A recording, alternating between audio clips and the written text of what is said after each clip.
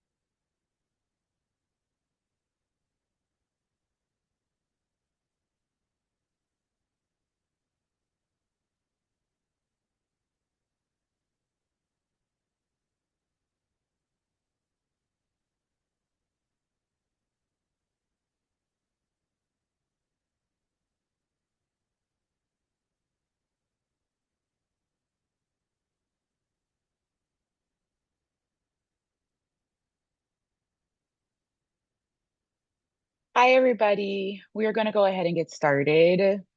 It is such a pleasure to welcome you all today for our really important conversation on leveraging Gen Z political power.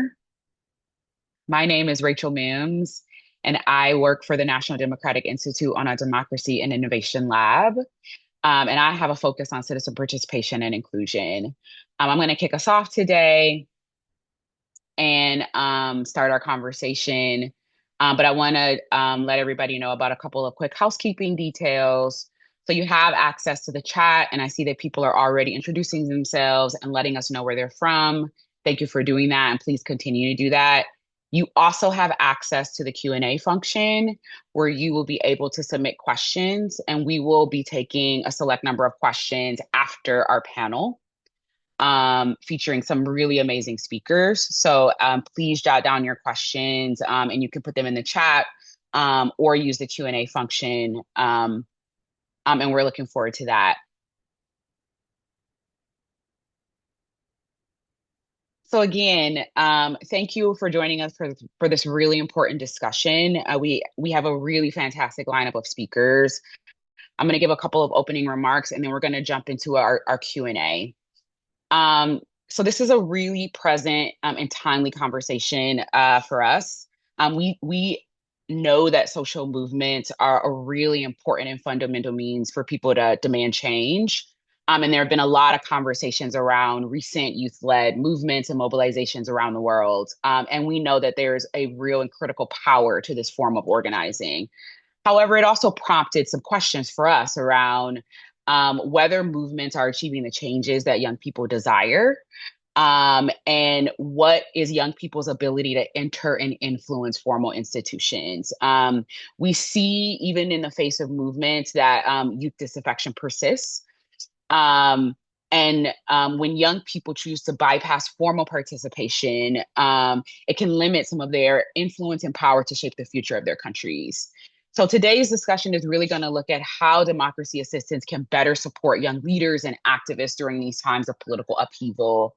And we're really going to focus on what are some of these legitimate grievances that young people have to act. How can we better leverage some of the innovative strategies that they're already utilizing, including technologies, strategies for engaging political gatekeepers, and also thinking about collaboration with political parties and legislative institutions. We're going to hear some interesting research on Gen Z organizing trends, and then we're going to hear some direct insights from young democratic champions around the world. So again, thank you for joining us. If you haven't introduced yourself in the chat, please do. We'd like to hear where you're from. And once again, we will be taking questions. And so if you have questions throughout, please use the Q&A function and we'll be taking some select questions after the panel. I'm going to start by introducing our first speaker. So Matthew Siebel is the lead research fellow for the Ash Center's Nonviolent Action Lab, where he conducts applied research on the dynamics of contemporary nonviolent protest movements, especially in eroding democracies. His work has appeared in peer-reviewed in policy outlets, peer-reviewed journals and policy outlets, including the Journal of Politics, the Journal of Conflict Resolution, Comparative Political Studies, the Journal of Global Security Studies, World Politics Review, the Washington Post, and the United States Institute of Peace. Matthew, thank you so much for joining us today. Thank you very much for having me.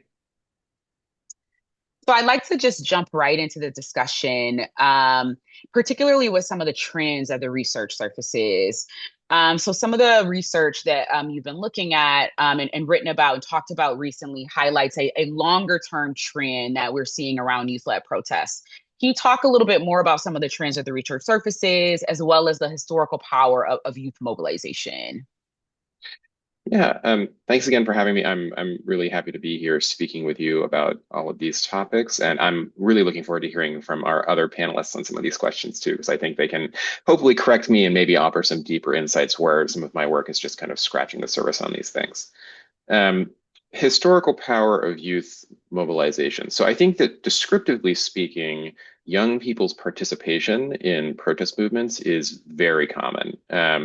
Just drawing on some data from a research report that I authored with Erica Chenoweth, Zoe Marks, and Miranda Rivers for USAID, this report looked at major nonviolent campaigns between 1990 and 2020 and looked at the extent of youth participation in these campaigns. And the kind of just descriptively, we find that 80% of these campaigns feature at least moderate youth participation.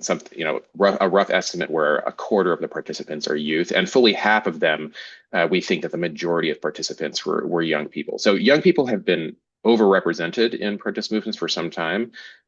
Actually, Adam Bonica has a really handy post compiling a timeline of 37 student-led democracy movements, and kind of a lot of these are the big golden hit that you would recognize: the Philippines People Power Revolution, Tiananmen Square in China, the Serbian Revolution in 2000, 2014 Ukrainian Euromaidan. Like, lots of major protest episodes have heavily featured young people and students.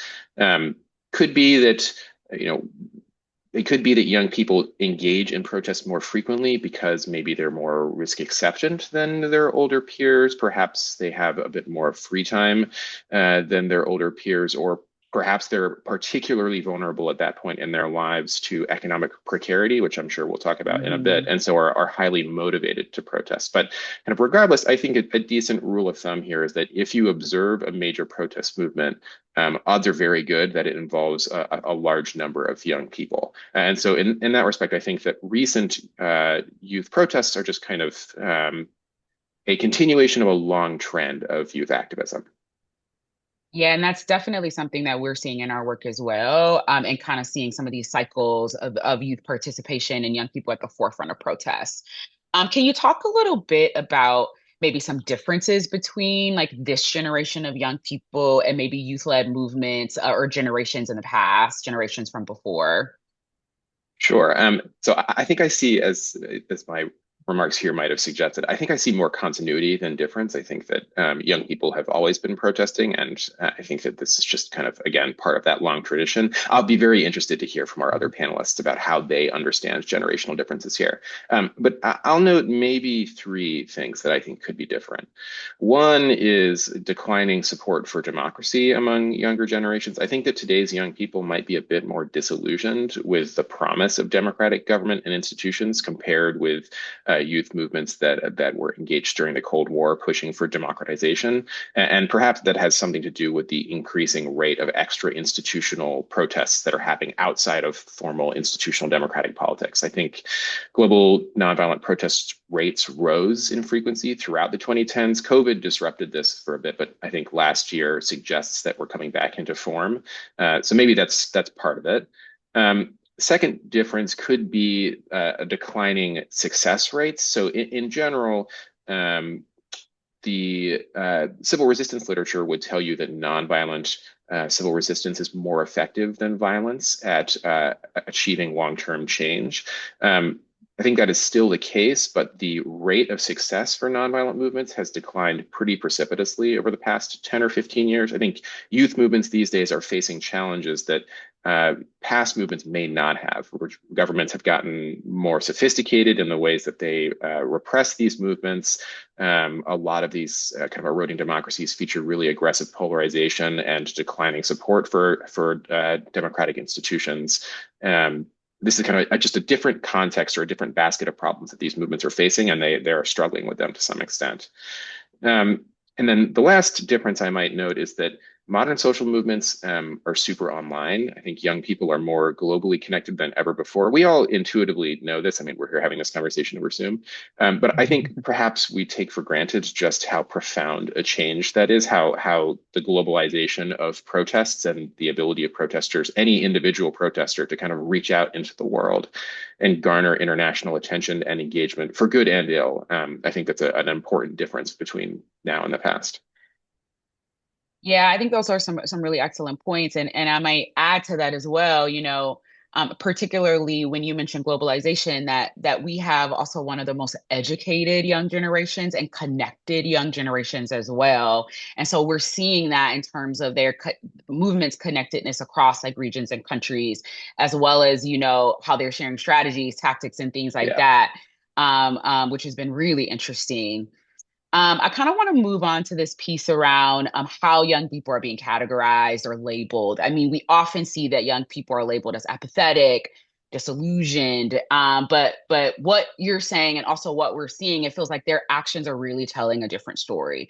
We see many young people clearly rallying for change that they want to see in their countries, in their governments. Can you talk a little bit about some of what is propelling some of the most recent protests?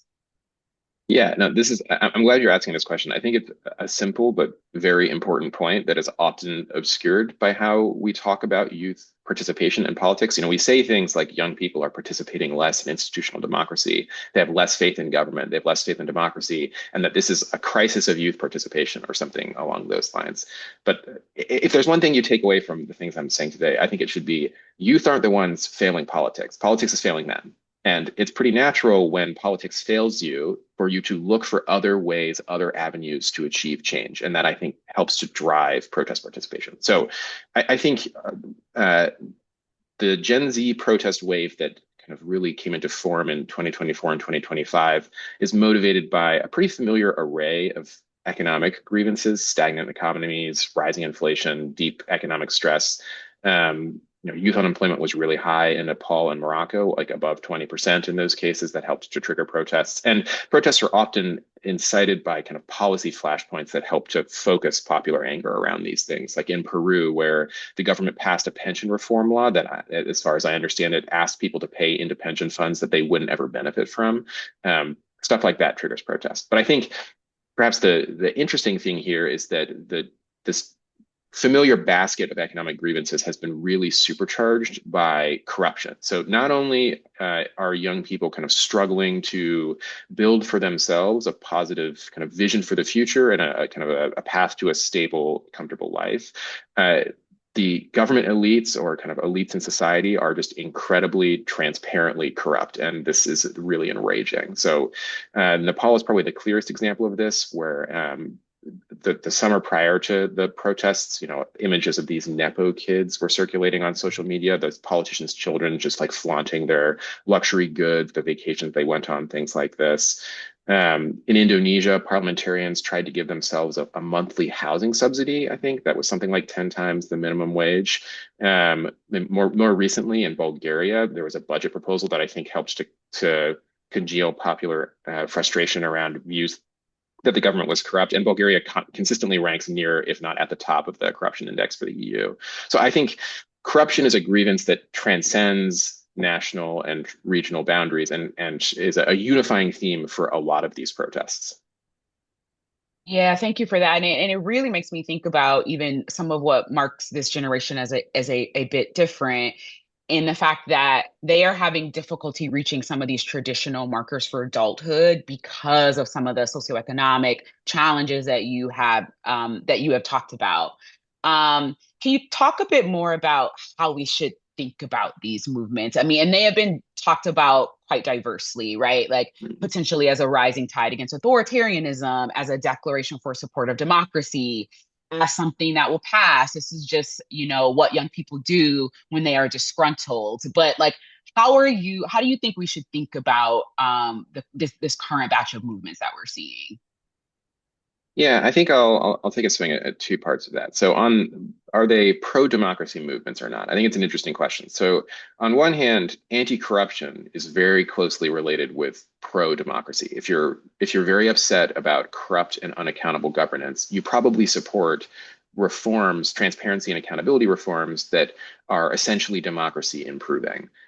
So in that sense, the protests are, I think, could be categorized as pro-democracy. But I don't think that those two things are necessarily the same. Being opposed to corruption and economic stagnation is not the same thing as wanting full-scale democratic change. So the example that comes to mind for me always is Morocco, where there are protests in Morocco against weak investments in public health infrastructure, but not necessarily against the monarchy. So I think we want to be a little careful in ascribing some generalized pro-democracy narrative to movements that maybe more especially focused on corruption or material issues, related but not the same. Um, Second point I make is are these movements kind of a flash in the pan? Are they going to pass? And I strongly suspect not. I think that the grievances that we're articulating here are not going to disappear overnight. I think there's much more likelihood of recurrent protests, and we're seeing that. So, like, I think about Lebanon, where there were protests in 2016, these "You Stink" protests, and then 2019 protests again with continuing mobilization in subsequent years. I mean, Lebanon is in a particularly interesting geopolitical place right now, but the point there is that the Lebanese government hasn't managed to solve its problems of corruption and kind of governance failure, and so they're seeing repeated protests. Similar thing in Bulgaria. They had major anti-corruption protests in 2020, still corrupt. Now major protests in 2025, early 2026. So I think that kind of government's hoping that popular unrest, that youth mobilization is going to quietly die down as I don't know, as the young people grow up or something. Yeah, I think they're going to be very disappointed in what happens, which I think will be continued mobilization for change. Yeah, absolutely agree. And I think some of our panelists will definitely speak to that in more depth, particularly youth-led movements, social movements that have lasted over multiple years, over the last couple of years in some of the countries where our panelists are from and definitely can speak to. And I think that does naturally get us to the role of protests in holding government accountable. I think we are seeing a lot of rallying cries for accountability, especially in relation to the conversation around like anti-corruption. And also there's a powerful link, right, between youth participation in protests and the success of nonviolent campaigns. But we also hear success being talked about.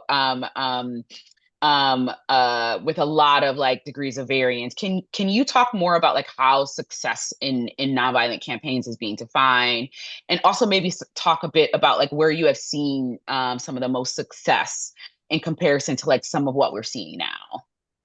Sure.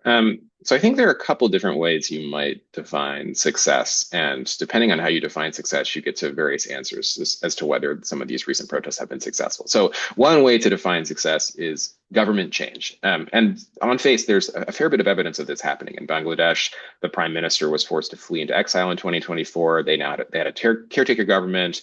It's now produced constitutional revisions and recent elections, so electoral turnover. Nepal, similar, the prime minister resigns after major protests, and the recent elections that happened, I think, just a couple of weeks ago, appear to have been like an overwhelming victory for an anti-establishment party backed by youth protesters. Bulgaria, similarly, government resigns. They withdrew this offensive budget, and now there are elections coming that seem likely to empower another anti-corruption coalition. So there is at least some evidence, kind of abrupt on face government change, and maybe you think that that's success. Another way to define success is long-term democratic change. And I think the good news there is that the research that I cited earlier suggests that youth participation is correlated with democratic improvements over time, and specifically to sustained improvements to VDEM democracy scores. Are current movements kind of successful in the way of long-term democratic change? I think that remains to be seen. So there are promising signs in Bangladesh with these constitutional revisions, but other cases are going to be a fair bit harder. They feature endemic corruption, entrenched anti-democratic forces that are not willing to make these changes and that will fight. So the example that comes to mind for me is Peru, where extreme popular frustration at corruption, which is endemic, by the way, another good example of recurrent mobilization. Protesters there are encountering a deeply entrenched corrupt system that is kind of very obviously resisting calls for reform. Similarly, in Serbia, the Serbian protesters have been amazing. They've been organized for over a year at this point, and the government has largely brickwalled their demands. So remains to be seen whether these movements can kind of convert some of this initial energy into durable democratic change. And then a final way to define success is, are the underlying grievances resolved? And I think that this might be the most important way to define success for the people who are doing the protesting. But again, that remains to be seen. And I think I would probably qualify expectations here. I think that even competent and non-corrupt governments that engage in some of the necessary reforms are going to struggle to navigate some of the underlying economic circumstances, the structural economic forces that are putting pressure on these economies and making it difficult to resolve the underlying grievances. So the research that I cited before suggests, for example, that we don't find any correlation between youth participation in protest movements and, for example, improvements to the youth unemployment rate, which is super important. And the problem there is just that these problems are difficult to solve. So again, I think the jury is out, but governments have a lot of kind of hard work ahead of them. I want to say one last thing, because you asked me about what is associated, what are some past cases where we have seen success. I think the civil resistance literature would tell you that successful protest movements are characterized by strategic planning and organization, and then nonviolent discipline, where protesters don't escalate to the use of violence. These are kind of common touchstones for the literature. Nonviolent movements are especially useful because they embody core democratic values. They can build broad coalitions for change, and then they can convert that kind of internal democratic ethos into a transition period to help lock in democratic gains. So specifically for this idea of democratic consolidation in the long run. So examples there are the solidarity labor movements in Poland in the 1980s, which kind of spent a decade forging this very powerful national consensus for change, and then channeled that energy into an electoral coalition that won. Similarly, Serbia, Otpor, they campaigned from 1998 to 2000. They engaged a lot of creative tactics, largely run by young people, but also they were just doing good nuts and bolts campaign organizing. So they were very prepared for the 2000 election season. I think that there are other examples like this, but I think these contrast in an interesting way with some of the more recent Gen Z protests, which are more spontaneous. So they're less campaigns and more like tinderboxes that have been, finally sparked to flame by, the last straw here of government corruption. And in some of these cases, I would not necessarily characterize them as disciplined nonviolence. Nepal is the clearest example, but there are others. And part of the problem there is that these spontaneous movements are difficult to control once the genie is out of the bottle. It's kind of difficult to stuff it back in once protests are happening. And if you're not organized and really engaged in the preservation of nonviolent discipline prior to these inciting episodes, it can be difficult to roll them back. And to be very clear, a lot of violence at these protests is fueled by violent repressive crackdowns by the state. It's very difficult to remain peaceful when the government is attacking you. That requires time and effort. So I think that one worry I have is that even in cases like Bangladesh and Nepal, where change is happening, if it's kind of baked in through the exercise of violence, that's not necessarily the best foundation to lay to move towards durable democratic change over the long term. Yeah, I think that's really interesting, and I think it really speaks to some of why we thought like this panel was really important and having this conversation was really important is because it in addition to like civil resistance and a collective action, like we know that a multi-pronged approach is really helpful and necessary to kind of support some of these efforts. And I think a challenge also is that many young people really see themselves as having power when they utilize outside the system or extra institutional, means of taking action, right? But I think one thing that we know is that like they're still being shut out of decision making spaces, and so and have still struggled to translate their demands into lasting institutional change. I think one thing that we also know, and it's been well documented, is that there is a deep mistrust of formal avenues for change, political parties, and political institutions. Can you talk a bit about, in thinking about, accountability and this need for like a multi-pronged approach, about the role of politicians and political parties in leveraging the political agency of young people? Yeah, I think this is a really important question for many fragile democracies around the world today, including the United States. I think that there's kind of onus to bring about positive change on both sides of the democracy movement and political party kind of equation.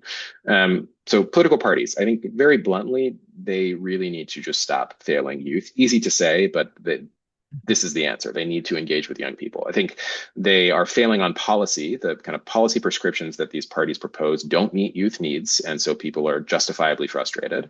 And on top of that, the parties are gerontocratic. And it's well known that young people are kind of systematically excluded in most democracies from political power. The parties just don't include youth. And as global youth populations continue to grow, the parties just look less and less like their constituents. And that is a recipe, very simple recipe for a disillusioned youth population that is engaging in a lot of protests because they're not represented in formal politics. So I think that parties, I mean, I'm hardly the first person to say this, but I think that parties should take young people seriously. They need to prioritize youth concerns. They need to try and build more dedicated pipelines to get young people into politics. They need to reward their engagement in institutional politics. And I mean, the positive kind of take on all of this is that if parties do that, I think they stand to win a lot of votes because, there's a large section of the population that is disillusioned with politics, and maybe parties can help to rope them back in. At the same time, I'm kind of more interested in the other side of the equation, given my past work on social movements. I think that young people also cannot write off institutional politics. I think that control of government ultimately is the path to durable change, and it's the only real way to resolve a lot of the grievances that these protest movements are espousing. If you don't control government, you have de facto power when you're in the streets, but then that goes away as soon as you stop mobilizing and go home. What you need is de jure power. You need control of government to engage durable reforms. And once you kind of get to that reasoning, it becomes inescapable that you need to engage with political parties somehow. Doesn't mean that you should give up on other forms of protest and politics. In fact, I think that's not the case. Democracy movements are very important. Outside pressure is necessary to generate kind of the impetus on political parties to change and reform. But there is also a kind of an insider path to change, which is young people engage heavily in political parties and mold the parties to suit their own needs. You can, the idea, I think it's ultimately self-defeating to give in to the notion that engaging with parties is hopeless or that it's selling out your principles because you're making compromises with unsavory figures. I can understand why people think that when parties are corrupt and impotent, but they also have power and you have goals. So I think that politics is kind of frustrating and incremental and maybe a bit ugly, but it's not obvious how else you're supposed to achieve change. And so one of the examples that comes to mind for me is the Nigeria Not Too Young to Run mobilization, which was about enacting a constitutional amendments to decrease the eligibility age for positions of higher office. Young people in civic orgs worked really hard to convince a kind of recalcitrant political class to enact those reforms. And it required years of work and repeatedly pressuring, like both with external demands and protests and through internal engagement, legislators and the presidency, and it ultimately passes in 2018. So I think that matters a lot. Like Nigeria has a really young population. Now they have a chance, younger people have a chance to run for office and kind of engage and defend their own interests within the halls of power. So I think that's really important. And I guess in general, I think that figuring out this link between democracy movements on the one hand and political parties on the other hand, I think getting that link to mesh better, to have those parties cooperate with one another more effectively, is one of the most important questions that democracy scholars and practitioners face in the 2020s. Yeah, Matthew, I think that I think you made a lot of really great points there, and it underscores definitely some of the work that NDI has been doing over the past several years, particularly around how we kind of reshape the relationship between young people and political parties, understanding that parties are still a fundamental way for decision making, policy change, but also understanding that, young people are innovating and they have a clear role to play, but maybe they don't want to play politics as usual, right? So, are there ways that we can think about innovating? Are there ways that we can think about kind of reshaping this relationship? And we also released a suite of materials called Bridging the Divide that really looked at how we can help kind of bridge these silos between young people and political parties. I want to thank you for the insights that you gave today. I think they were really fantastic, and I think they will really help set the framework for the conversation that we're going to have with our young panelists. I'm going to actually put up a couple of slides just to kind of reinforce some points from our conversation before we move on to the panelists. But I really want to thank you for sharing your insights and kind of discussing some of the research. I think it was really valuable. Thanks again for having me. This is great. Absolutely. So just kind of following on from Matthew's remarks and some of the research, I want to just make a few points before we move on to our panel. One is to reinforce. I'll give the slides a second to pop up. So one is to reinforce one of the statistics and facts that Matthew presented on, and I think this has been shared pretty widely, but we are seeing this declining effectiveness of nonviolent protests. Research is indicating that there's a decline in nonviolent protests with success rates dropping from roughly 52% historically to 34% in recent years. And Matthew touched on like some of those reasons.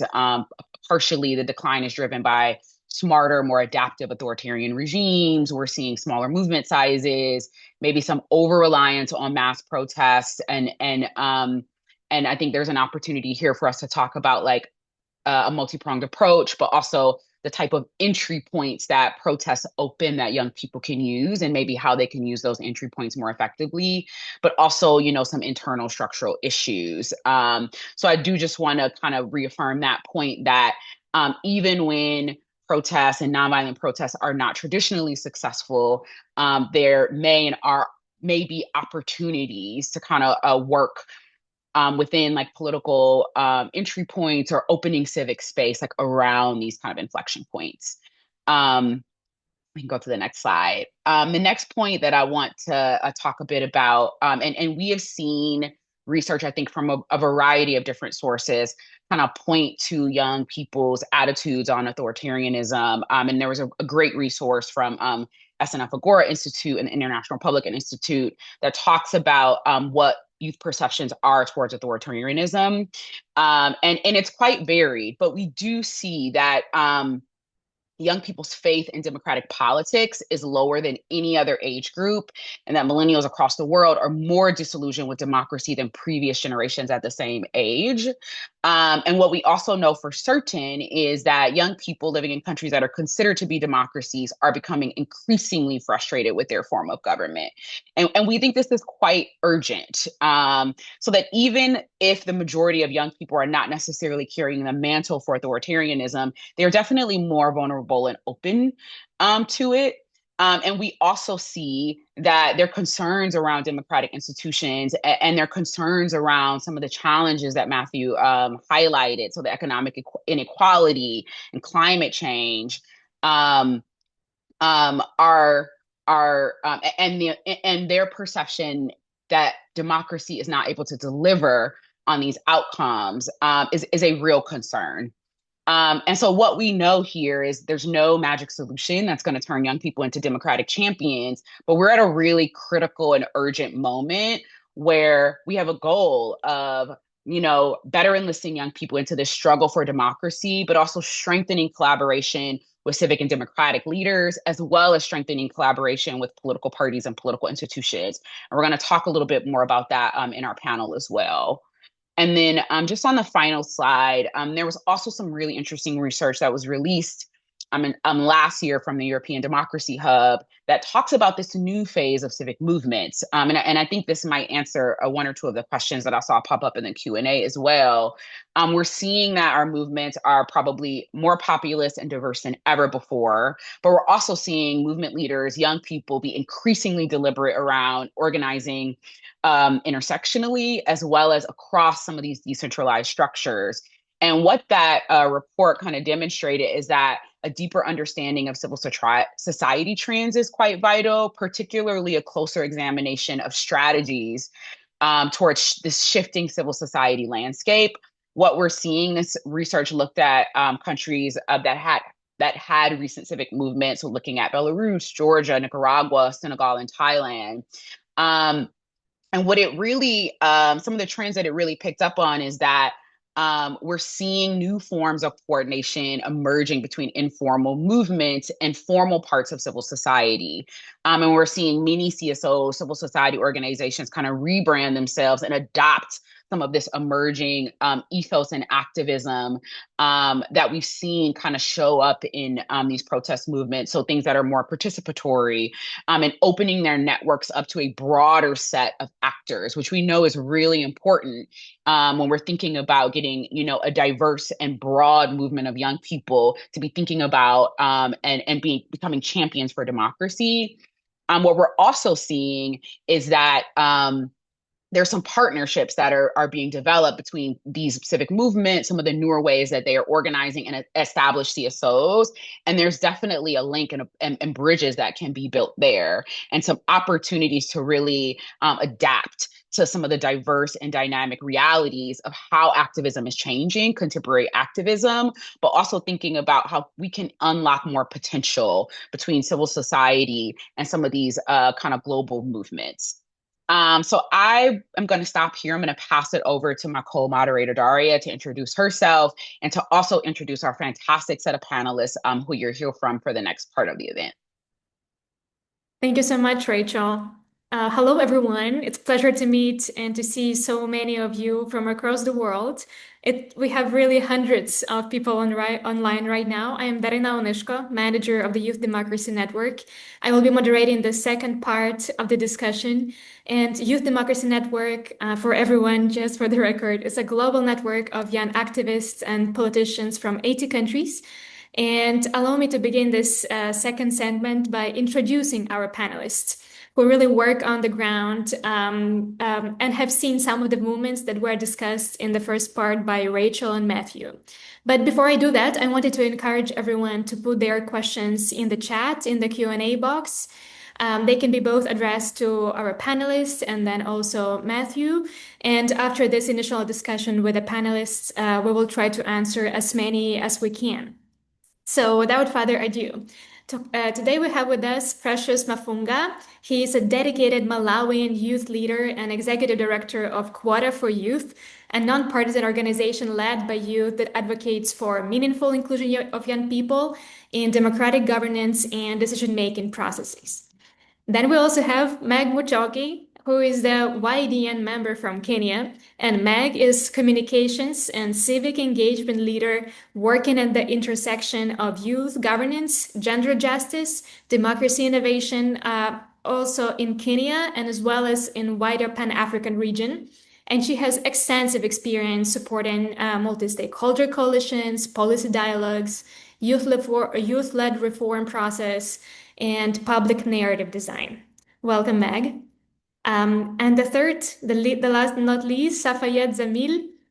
He is a young human rights activist from Bangladesh, dedicated to promoting civic awareness and youth-led advocacy. And Zamil has been active since really childhood. He has worked extensively with children, young people to advance their rights and amplify their voices. And beyond Bangladesh, he has really become one of the prominent voice for youth in international forums. He has served as youth advisor at the UN Human Rights Office, and right now he is also a member of the Youth Democracy Network Asia Pacific chapter. So welcome everyone to this discussion, and let me start with Zamil and Meg.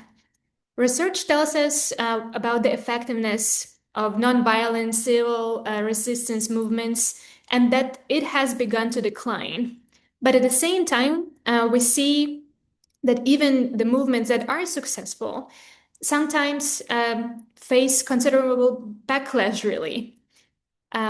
We see that there are movements that give us and provide us the windows of opportunity. In your opinion, how have young people taken advantage of these entry points? What kind of lessons they learned? Zamil, maybe we'll start with you. Thank you, Diana, for this warm welcome, and great to see the participants. A huge number of participants are there. So, coming to the question that you've asked, that non-violent civil resistance, I think this is very important for the democracies because people can organize themselves for many reasons. And even if those resistance are not successful to what extent they are expecting the results, but these are very important for the governments to hold them accountable, and also important for the civil society actors. So, from my experience in Bangladesh, since 2018, in Bangladesh, there was a student-led movement that was against discriminatory quota system. So that was a non-violent resistance, and that is the seed of the 2024 youth-led uprising. So even if that 2028 resistance was not successful, but it created opportunities for young people for political participation. Some young people from that resistance, that movement, formed their own civil society groups, created some advocacy initiatives, and maybe some of them opened their own watchdog organizations. So these allowed them to keep pressure on institutions and sustain reform agendas beyond the streets. So protest is the spark, I guess. Sustained organization is what produces long-term influences. And then it also sustains shift young people from street politics to institutional engagement. As you know, young people nowadays are more into digital spaces. Digital spaces has become powerful material for young people to raise their voice. But these movements bring young people from streets and digital spaces to institutional engagement, like young people join political parties, engage in elections, engage in dialogues with government, and hold the government accountable. And this is also opportunity created by non-violent civil resistance. And then the digital tools like in Bangladesh or the South Asia, Facebook is the dominant social media, and young people mostly organize themselves through digital spaces and Facebook posts, messages, reels, and nowadays it's the memes that create social movements. So these digital spaces becomes established platforms for young people to raise their voice. After the 2024 uprising in Bangladesh, we can see more young people active in social media, speaking against corruption and also authoritarian rules. And the current government, after the election in 12th February 2026, so current government is in pressure because young people are speaking out, and they learn to speaking out from those non-violent civil resistances.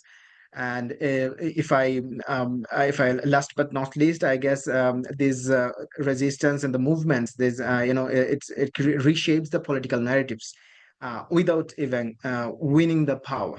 So the non-violent civil resistance, and also the I don't know is the if it's a violent one, if young people goes violent, so this creates opportunities for young people to participate in national debates and national issues.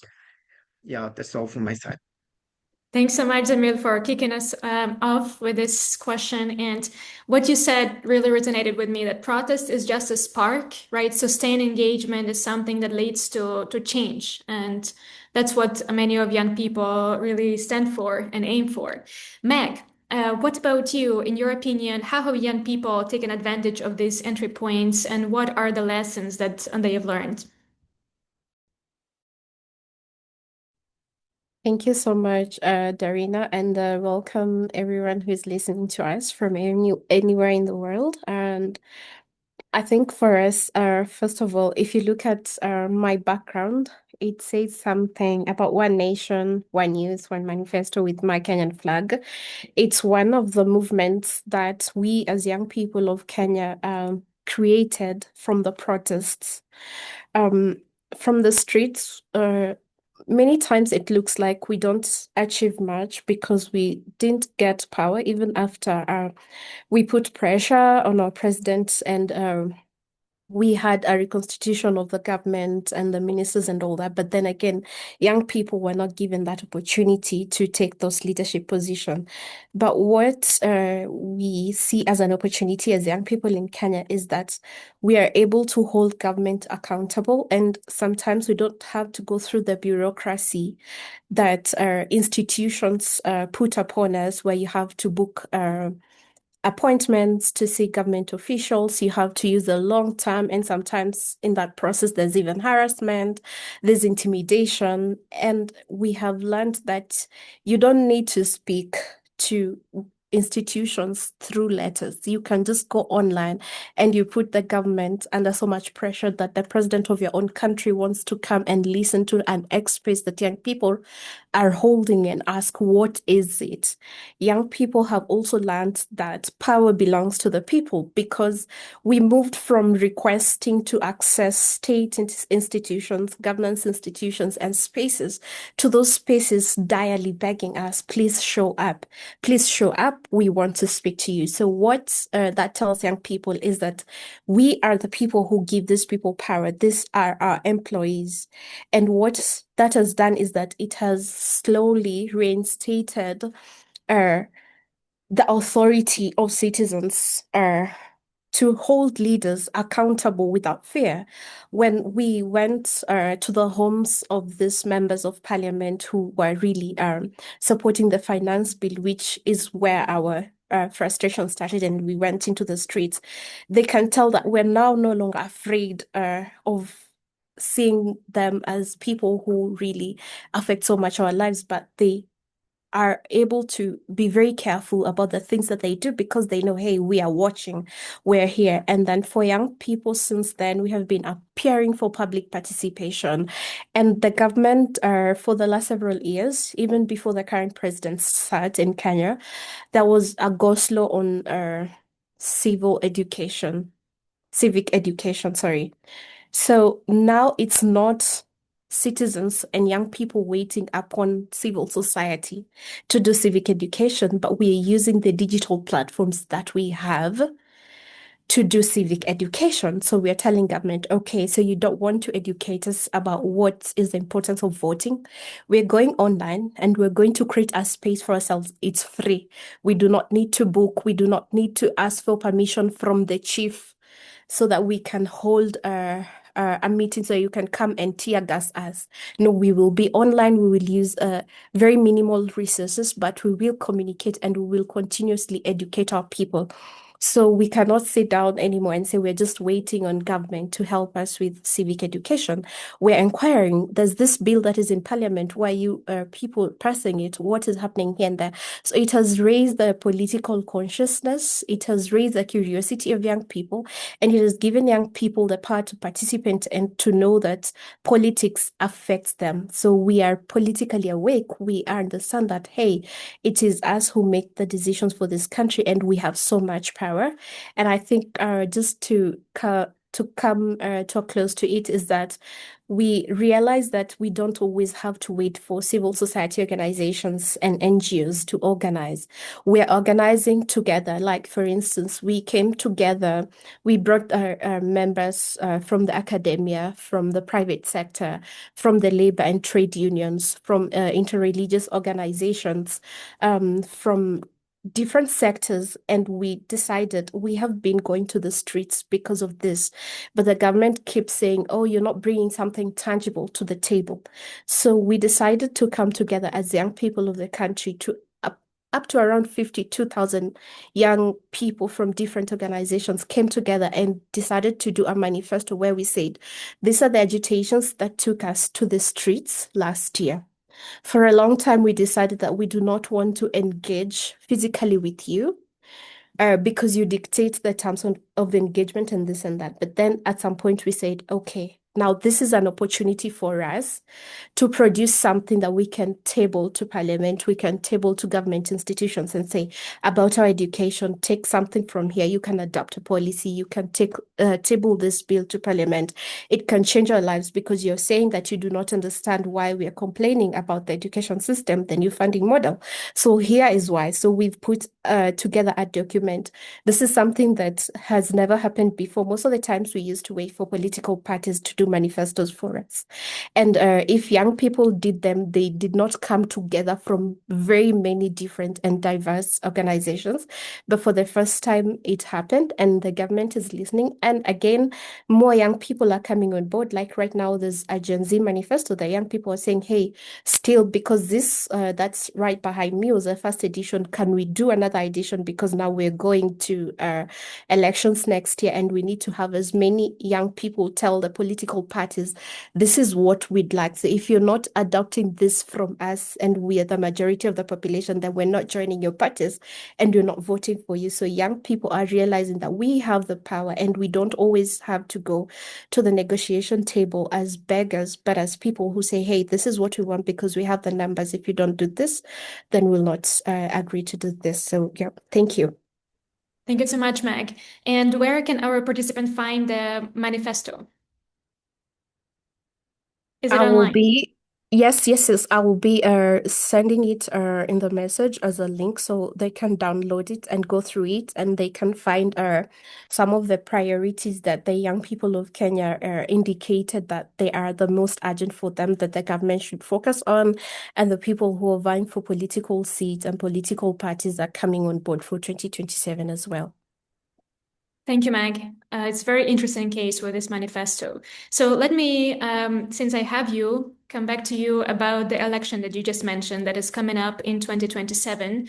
Can you talk a little bit more about and reflect about Kenya's low voter registration rates that we're seeing right now? And also talk what that says really about how young voters view this upcoming election and its importance. Okay, thank you so much, Darina. So one of the reasons why many young people in Kenya are not coming out to register as voters as someone who has been part of the voter registration process, even in the previous election, is the lack of trust in institutions. It is not that young people do not want to vote. It is that the trust has been eroded, and young people are saying, how can we trust this institution to hold an election if we have seen previously how they've conducted themselves? What is different this time around? So out there, the picture that is being painted is that, oh, young people do not want to involve themselves and engage themselves. No, young people are very much aware of what happens with these institutions. Young people have lost trust with most of these institutions, and that's one of them is the Independent Electoral Boundaries Commission. So young people are trying to communicate something. We need to trust you. We need to know that we can trust you between now and 2027 when we come to vote. Secondly, there has been a slowdown on voter education and voter civic education. There has been an intentional go slow from the government side and from that institution itself to educate the young people about the importance of voting and all that.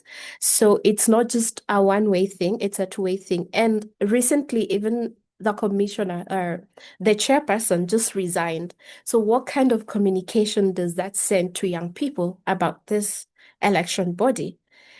So it's just a little bit conflicting, but then young people have also started to find other ways. So most of us who probably understand to make other young people come on board. And if you watch your TikTok, you realize that we've started a trend where we're encouraging each other and we say, hey, you're my friend only if you have a voter's card, voter identity card. So if you're not having that voter identity card, you're not part of my friend. So we've started that trend.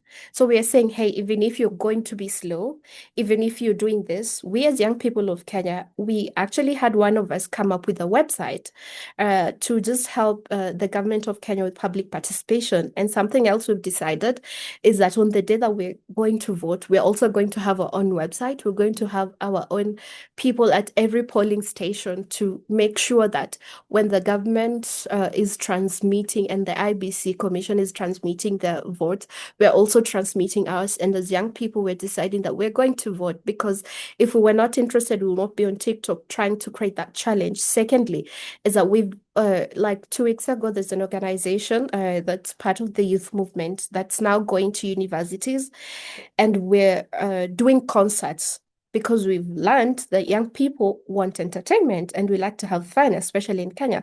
So what are we doing? We're speaking to IBC so that they can bring voter registration to those places where we're having these concerts. So you come to have fun and you're coming to see your favorite musician and artist. What do?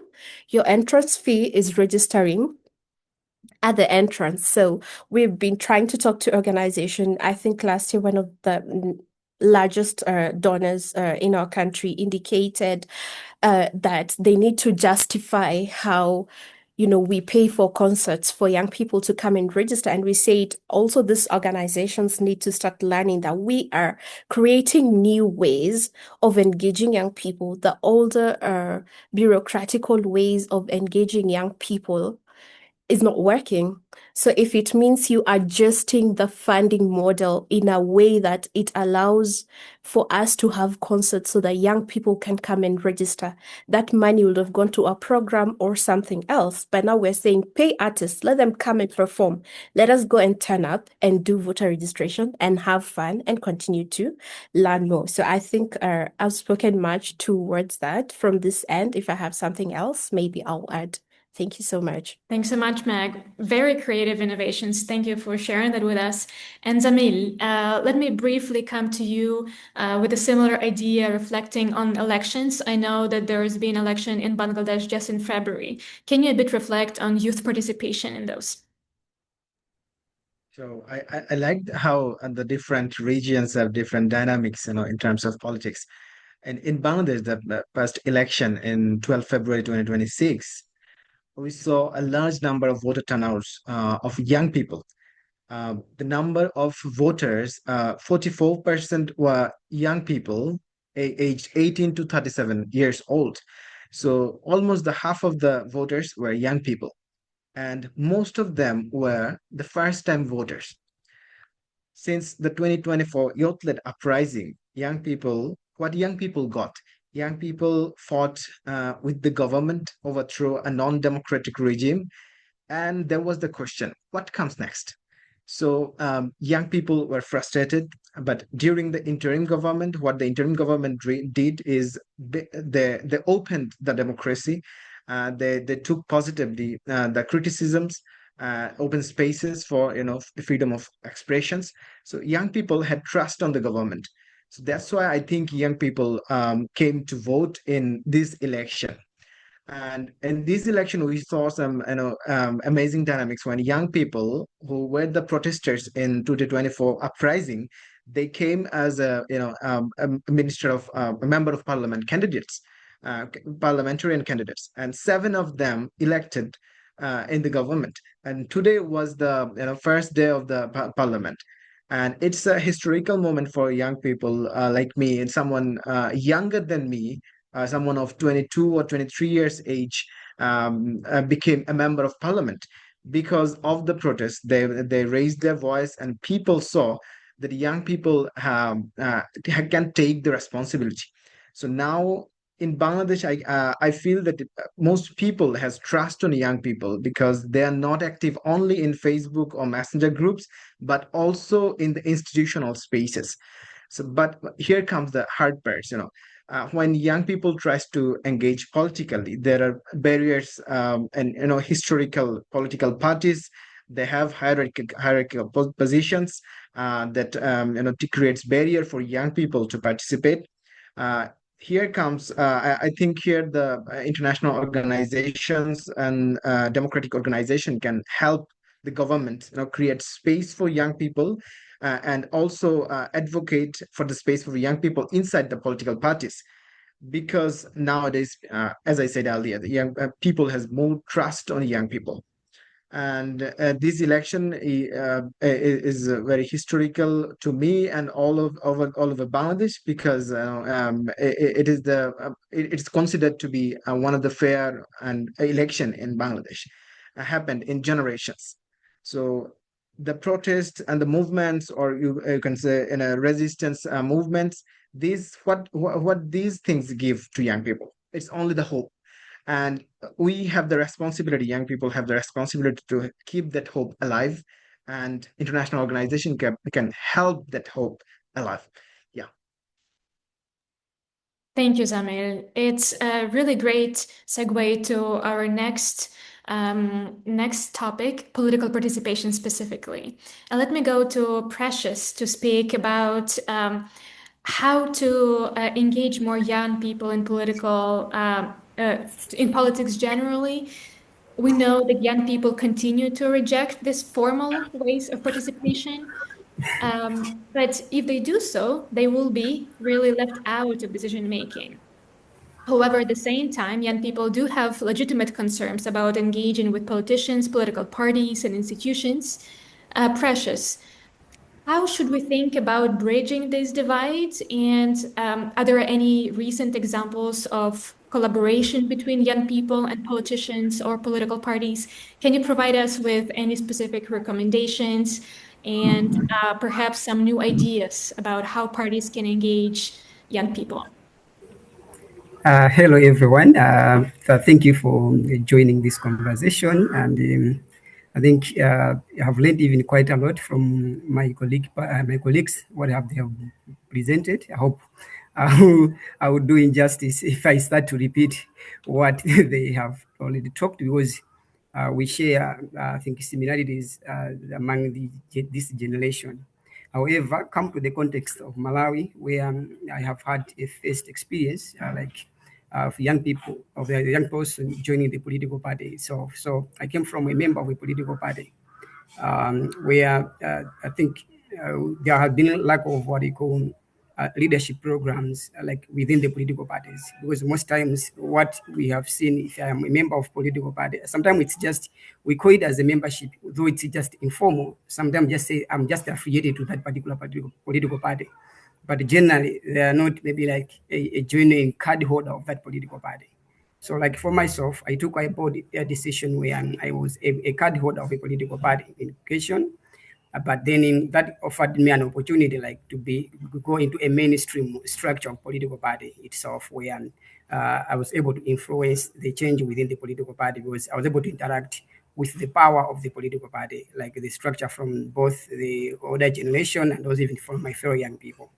So through that interaction, I also had an opportunity to enroll into a youth leadership development program, because there was a requirement for someone to join that particular leadership program that you have to come from a political party. So that simply shows that a young person, if you want to influence change in a political institution, you either have to, it's a must, you have got to do that political party and try to share your views and the opportunities. Because I know sometimes the leaders have got their fear. Like say, okay, if pressures come in into here, they always have the fear. It's okay, this person, what he is going to bring. So there is this fear that there are the trade-offs that these politicians have to do.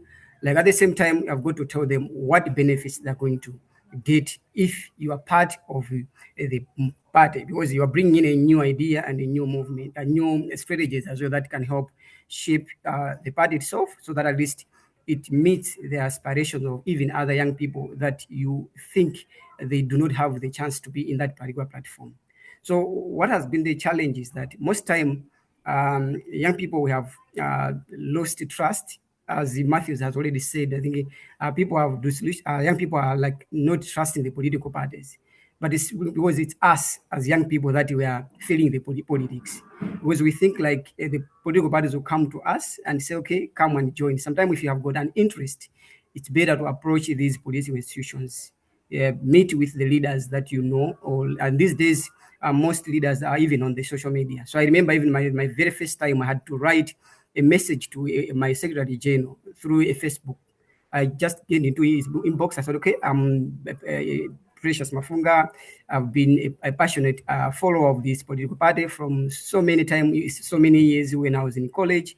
But now I hope I would like to have an opportunity where I can now effectively contribute to the party. So then the Secretary General opened the door to us. Okay, come. Then I paid for my membership fee to be like now a membership based politician, not like just like informal affiliates. Where I was okay, I'm a follower of a political party, yet you are not a member of that political party. So you can be a follower but not a member. It's different. So a follower, you just complain, but maybe what is happening inside the system, it's different. Now, the reason that has been this, like most of the times as young people, uh, for us to have a meaningful participation in political parties, there hasn't been like some genuine conversation. Like, because most of the times, the conversation that we have had is conservative in nature, whereby like an organization, even political parties, sometimes themselves, they would say we are engaging young people by just selecting a few just to rubber stamp to say, okay, they have engaged young people, when in fact they have not engaged. Because what we have learned through our experiences through an organization which I run, Quota for Youth, we have seen that most of the conversations that are held, they are usually merely rubber stamping or ticking the box, because young people have so much to speak. They have so much to say, just like my colleague from Kenya said, because young people, they have got their ideas, they want how things should be done. But most importantly, is they feel that their voices are not being heard. There is that engagement, yes, and no one can deny this fact. But the question could be, does this engagement translate to the meaning of change that every young person would want?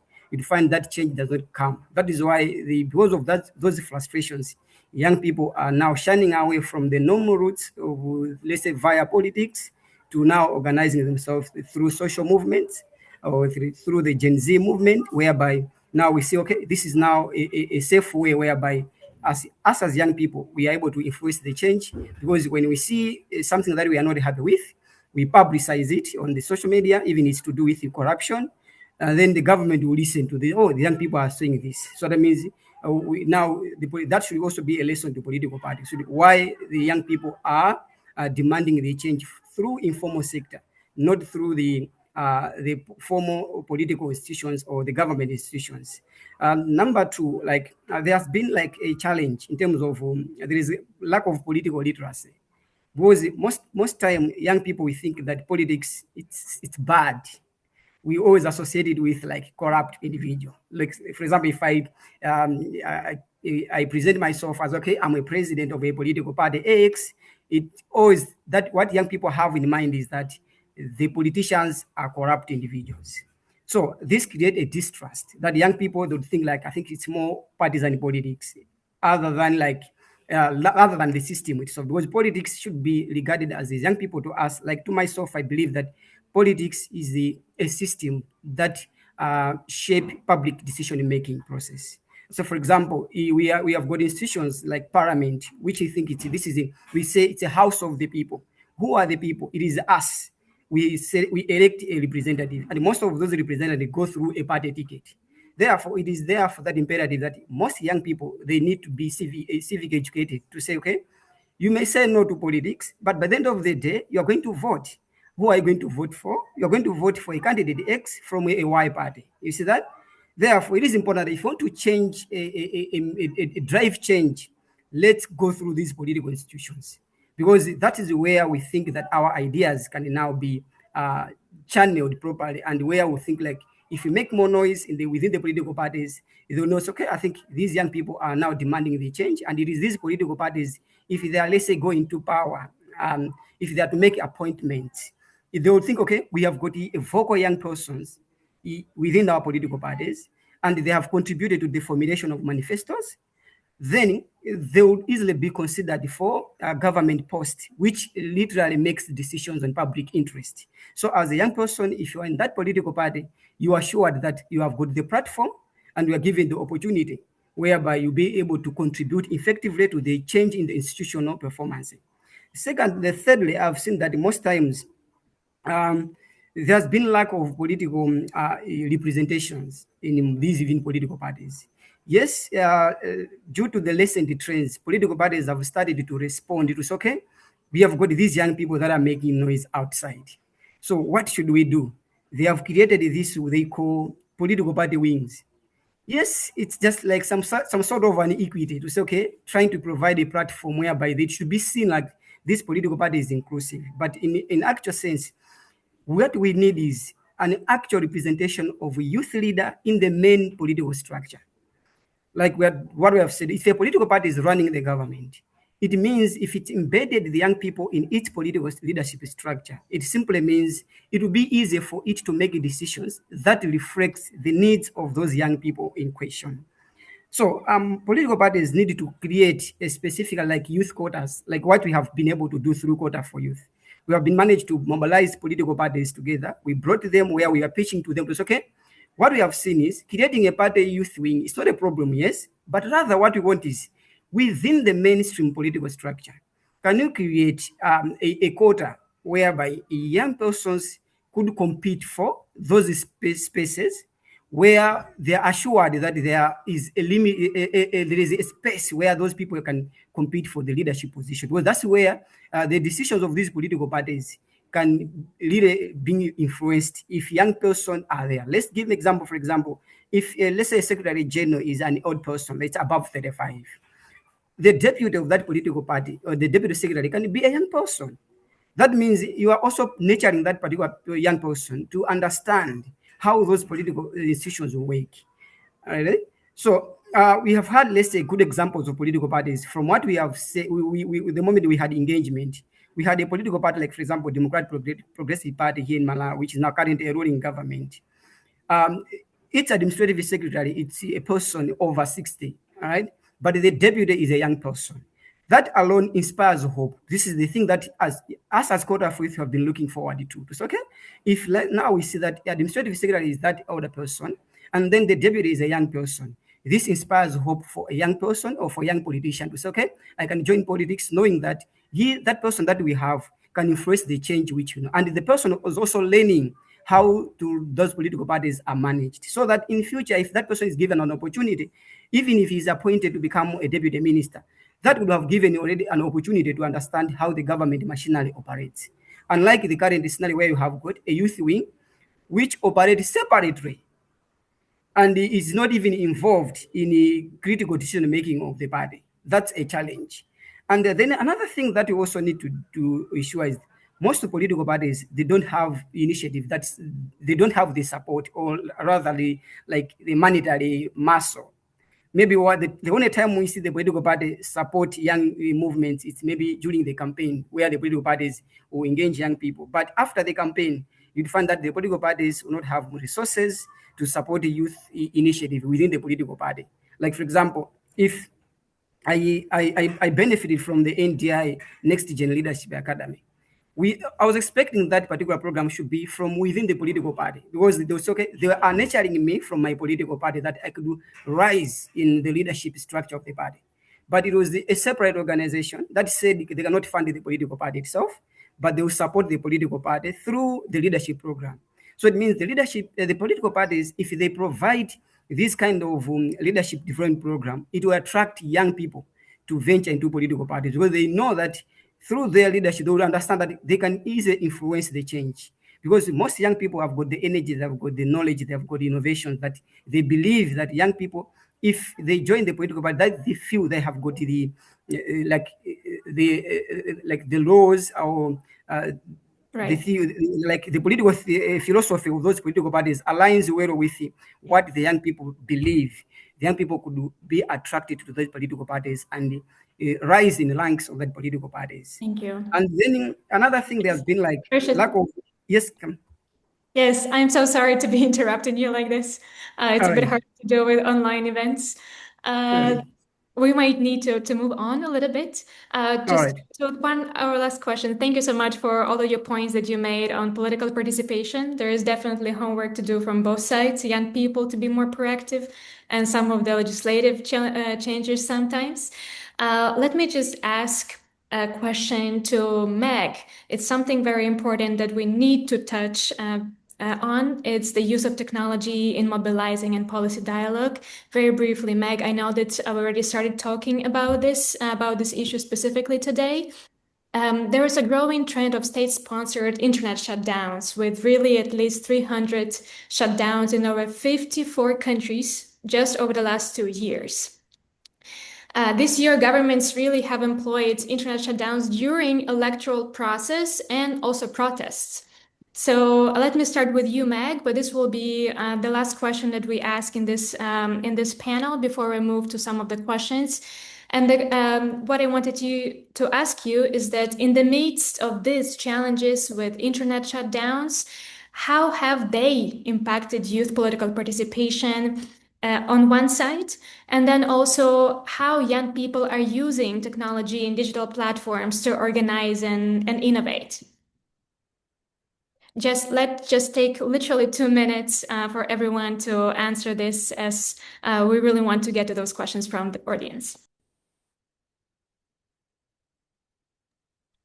Meg?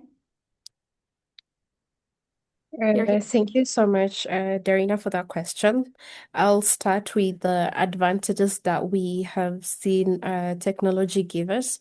Most of our mobilization, if not all, at the beginning started online, digitally, especially using X Spaces and TikTok. And that's how we moved from the platform to physically. We even don't have to have those physical meetings, committee meetings, physically book a hotel room, book a space for us to meet. We just organize online and we say, hey, we're supposed to meet at this point.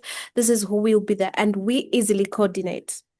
So sometimes government is very afraid and they're shutting the internet down for us because they realize we really don't need a lot of resources that they have made us think that we need to organize.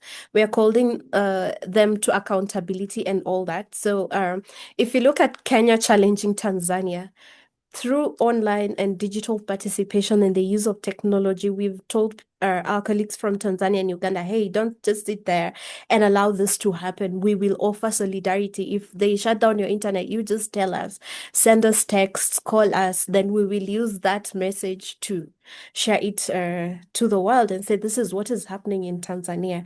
So the internet is ours to take advantage of. It is really reducing the cost of of campaigns as well. So as young people, if we use technology even to use our campaigns, for their campaigns, like you don't need a lot of things. You just need to have a group of young influential people who can go online and say, hey, Meg is vying for this position. Let us campaign for her. We're using that to do crowdfunding.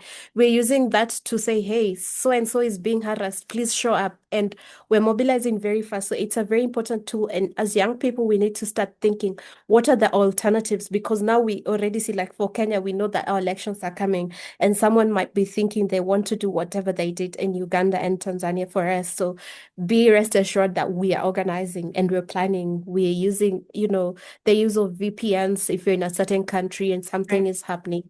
There's a lot of things that you can use. You set your gadgets in a security way so that you're also safe in the process of using the digital tool, because we know that this same technology is what they're using to trace us when they're doing the abductions and they're coming to stop us. So I think it's an opportunity for us as young people, because I don't want to speak much, to just think, how can we use technology to leverage? We've said for a long time, oh, we need to meet here. No, just organize, share your vision with the people online. They will start to contribute. In Kenya right now, if you feel like you have a challenge, you don't have an opportunity, you're having a child, you're a young mother, and something is happening, you just go online on TikTok and say, hey, this is happening to me. Can you please help me? And the next day, people are flooded there. You are getting jobs, you're getting opportunities. So let us use it as young people, even though we have a disadvantage when people are cutting it down. Let us look for alternative methods that they cannot really affect. And we're trying to build that. And let us use those as tools for accountability. And lastly, Darina, before you cut me short, in Kenya, like while we were doing this manifesto, we realized that we could not have as many resources to reach every single young person in Kenya, because we did not have resources. Many people don't believe in young people. So we did that from our own pockets and from our little organizations at the beginning. So what we did, we invited an organization, it's called Civic Voices, that helped the county government some years back to do public participation. It was the first digital public participation tool. So when the government starts to say, no, we don't have resources, we don't have donors that can come to your place so that we can do public participation on certain bills, on infrastructure, and on everything that's happening around you, just tell them, no, invent something, invent a digital tool that can allow us to publicly participate. We have bundles, we will buy them so that we can have a say about the things that are happening on ground and for us. So it's also something that other countries can take and learn from. And as organizations also start to use public participation, because the funding is coming down and you need as many people to participate. How do you do that digitally and take advantage of technology? So thank you so much. Thank you. Thank you, Meg. So many great practices, really, from Kenya. Zamil, referring to the example from Nepal, from your region, young people use Discord to elect an interim prime minister. Can you talk very briefly about that? And what does that example tell us about young people's resistance and their willingness to participate? So I'd say where the governments misread young people is they think young people are only online. So they cannot go to streets and they cannot organize themselves and offline in the streets. So when internet shutdown occurred in Bangladesh during the 2024 uprising, so what there were 2 or 3 days, internet was shut. We were out of internet. So what young people from abroad, the young immigrants, Bangladeshi immigrants, they did, they became the voice of young people in Bangladesh. So they spread the news of Bangladesh to the world. So even if you shut down a country's internet, young people won't stop. And when they shut down internet in Nepal, what they did, they used the Discord to elect their prime minister. And this is very important for the world to understand the young people that when they are organized and they're purpose driven, so they will achieve it anyways. Now or 2 days later, or 3 days later, 1 week or 1 month. So young people will organize offline or find alternative ways like using VPNs or maybe other ways to use the internet. So, and also learning the trends of young people in Asia. For example, in Bangladesh, there were no Instagram or Facebook or X account of Prime Minister. Now the Prime Minister maintains a X account because this is important to grab attention of the young people. So things are changing according to the demand of young people, and governments are digitalizing. So these protests are example that when young people want something, and these are very true, then young people can achieve those, even if the internet shutdown happens, and also even if the government goes violent. So yeah, I think in this digital era, you cannot stop by only shutting down the internet or shutting down any social media. So people will come out anyways. Yeah. Thank you so much, Samil. Precious, what about the use of technology and the practices you can briefly mention here so we can move on to the questions with our audience and engage them, please? I think just like our colleagues in Bangladesh and Kenya, Malawi is also using technology, most young people. Like, for example, even in the new government, there was a scandal whereby the contract was awarded to a minister, all right? So a company belonged to a minister. So young people had to raise that red flag through the frustration through the Facebook post. So find that 2 days later, the contract was cancelled. Recently, we also have like the money from the pensioners, public pension fund, has been used to purchase a hotel, and find that young people have protested it. They have protested it through the social media like Facebook, and now the parliament is now doing a public inquiry on that issue. That means I think young people are using all the tools possible to them to use, and in these days.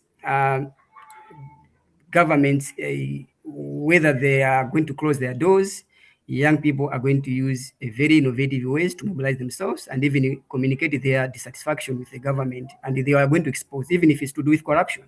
So young people are now fighting corruption through social media platforms. That means they're exposing every scandal that the government can do.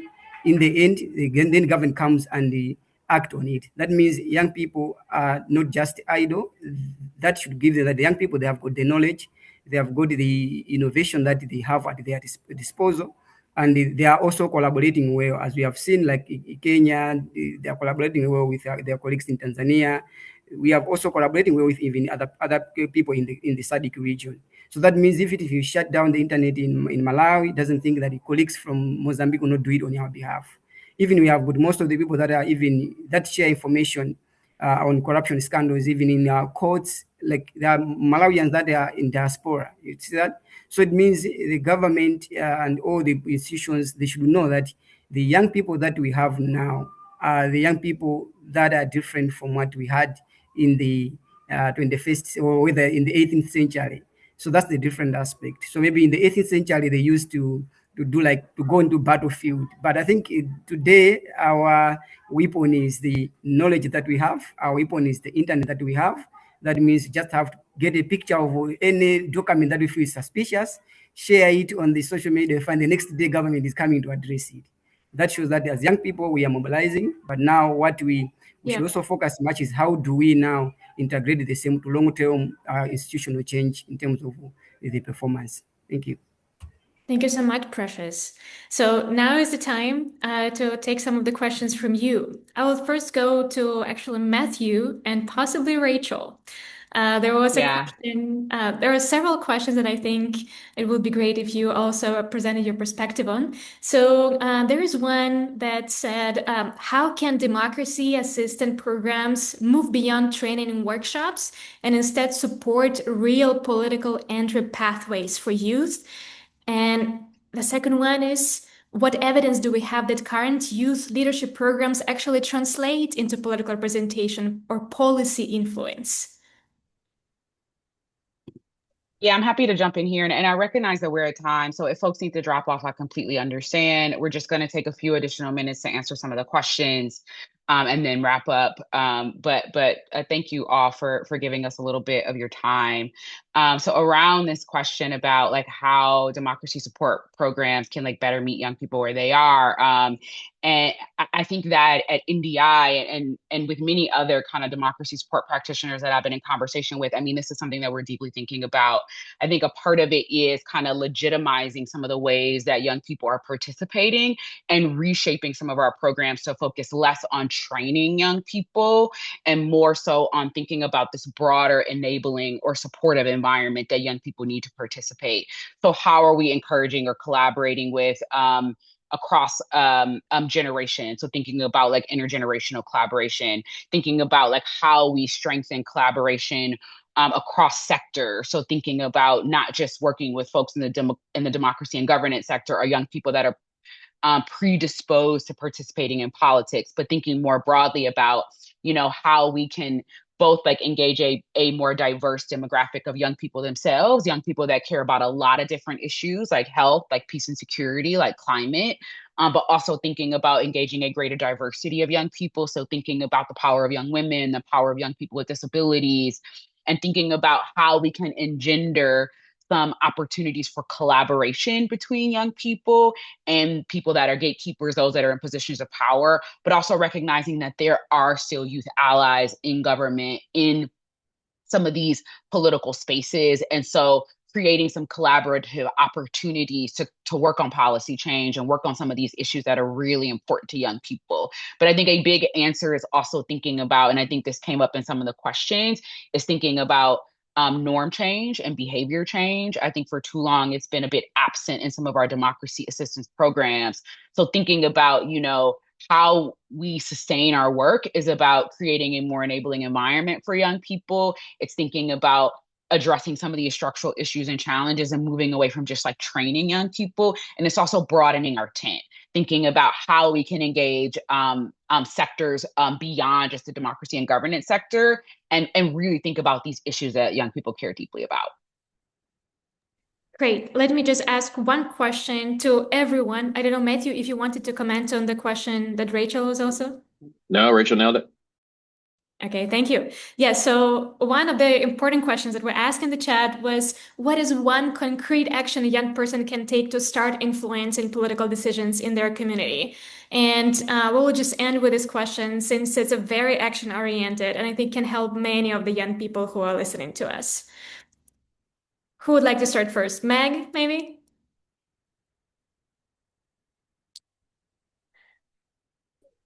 I think, sorry, I think we are already doing that in Kenya. The first step as a young person you can do if you understand the benefits of politics and how politics shapes your life. The most important thing is talk to the next person close to you. Educate them, let them know. You have a platform, you have your WhatsApp, you have your Facebook, you have your X, your Twitter, every single platform you have.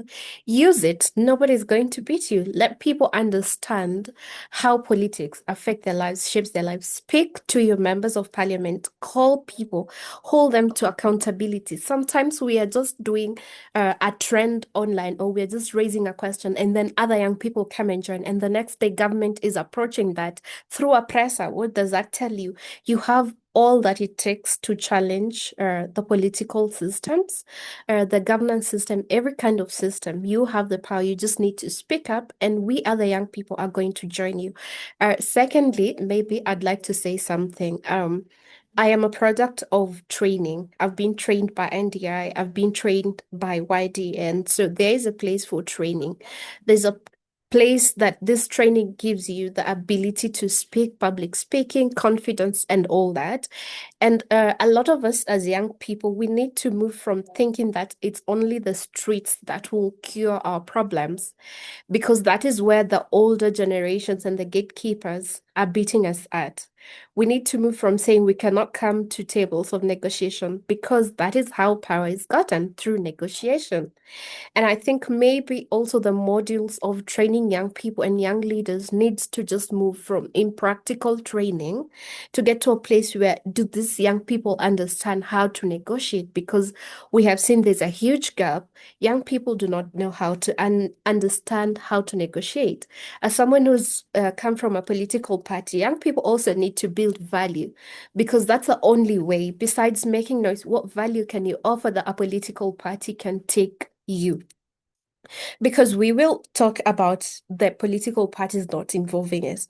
But then when we are called by political parties to the table, they'll be like, this person has no capacity beyond speaking to people when we are doing campaigning. That's why we mobilize youths to just help us with campaigns, then we set them aside. So to make sure that they don't continue to use that narrative against us, let us also develop skills as young people, also with the help of donors and partners. Let young people know that beyond speaking again and calling people out, we also need to have those skills so that these people don't keep pushing us and saying, oh, they cannot lead. They do not have the specific skills to lead. Sometimes we can lead, we just don't know how to negotiate for political power. We don't know just how to plan ourselves and organize in a way where we can say, hey, this is what you're bringing. If you don't put us on this table, then you don't have what belongs to us. So that kind is really important. And as young people of Africa and the world, we must decide to negotiate. Thank you.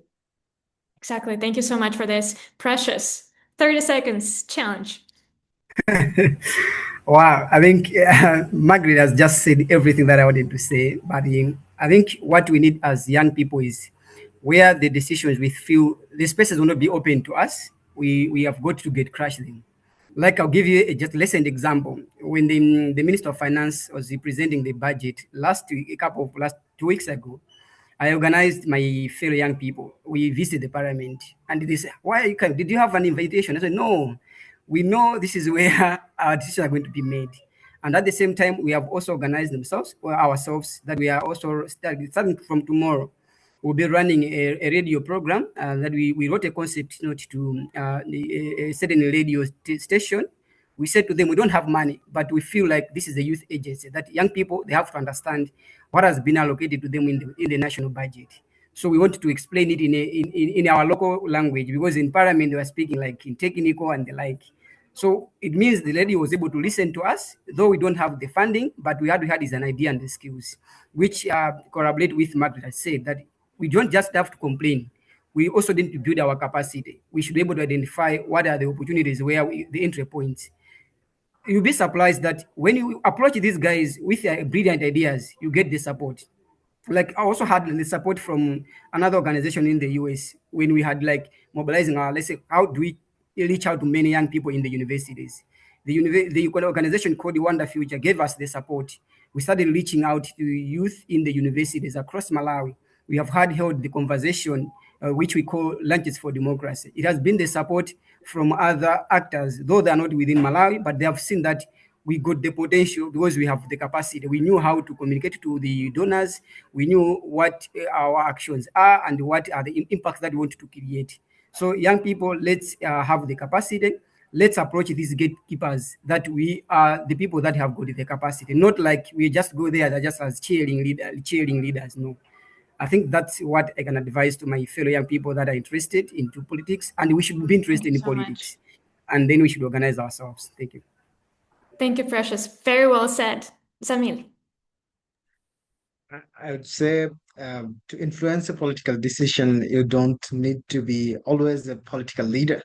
You can be anyone, you can speak up and you can organize among yourself, and there you are. You can influence any decisions. Thank you. Thank you so much for this dynamic and very interesting conversation. I'll give the floor back to Rachel.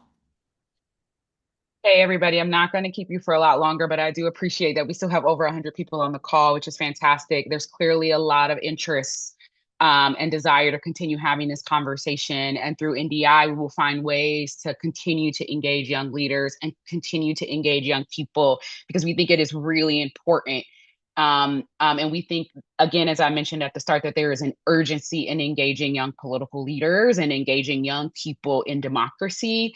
I do want to say that we did actually get to a lot of the categories of questions, but my email is open. You have my contact information. I think if there are opportunities to have some deeper conversations around some of these topics, particularly around democracy support, norm change, and technology, I think we are more than happy to facilitate some of that as a NDI. I especially want to thank the Youth Democracy Network for co-hosting this panel with us, and for collaborating and providing some amazing speakers to participate.